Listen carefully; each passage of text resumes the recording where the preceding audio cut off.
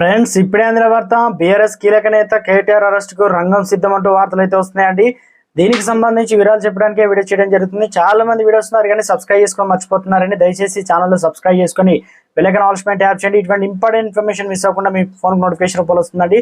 చాలా మంది చూస్తున్నారు కానీ మీరు లైక్ చేయడం లేదండి. దయచేసి లైక్ చేయండి, ఇన్ఫర్మేషన్ అందరికీ కూడా తెలుస్తుంది.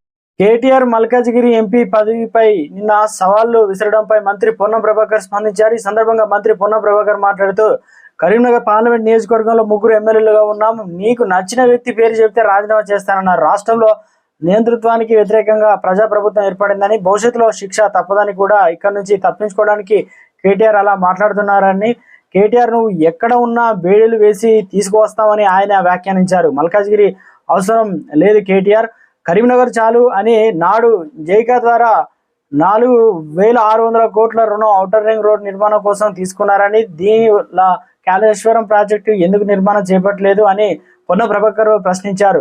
కేసీఆర్ మానసపుత్రిక అయినటువంటి ఇప్పుడు బొందలగడ్డ అని, తెలంగాణ వ్యతిరేకి గవర్నర్ నరసింహన్ హరీష్ రావు కాళేశ్వరం అయ్యాడని, ఏం పీకడానికి పోయారని కాళేశ్వరం అంటూ పొన్నం ప్రభాకర్ ధ్వజమెత్తారు. అమ్మల పుట్టుక గురించి మాట్లాడుతున్నారు. కొంతమంది ఎంపీలని ఇంటి యజమాని ఇల్లు కూలిపోవాలని కోరుకుంటూ ఉన్నారని ఆగ్రహం వ్యక్తం చేశారు.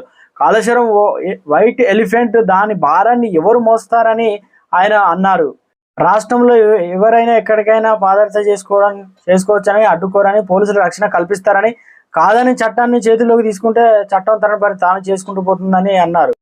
కేటీఆర్ నువ్వు ఎక్కడ ఉన్నా బేడీలు వేసి తీసుకువస్తామని ఆయన వ్యాఖ్యానించారన్నమాట పొన్నం ప్రభాకర్ రెడ్డి. ఈ వ్యాఖ్యలు రాష్ట్రంలో ఒక్కసారిగా కలకలం దుమారమే రేగింది.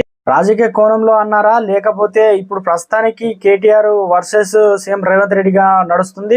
ఈ టాపిక్ ను డైవర్ట్ చేయడానికి ఈ రకంగా మాట్లాడారు. నిజంగా తెర వెనుక ఏమైనా జరుగుతుందనే విధంగా ప్రజల్లో ఆలోచన పుట్టే విధంగా మాట్లాడారా, రాజకీయ కోణం ఉందనే విధంగా కూడా రాజకీయ నిపుణులు అయితే భావిస్తున్నారు.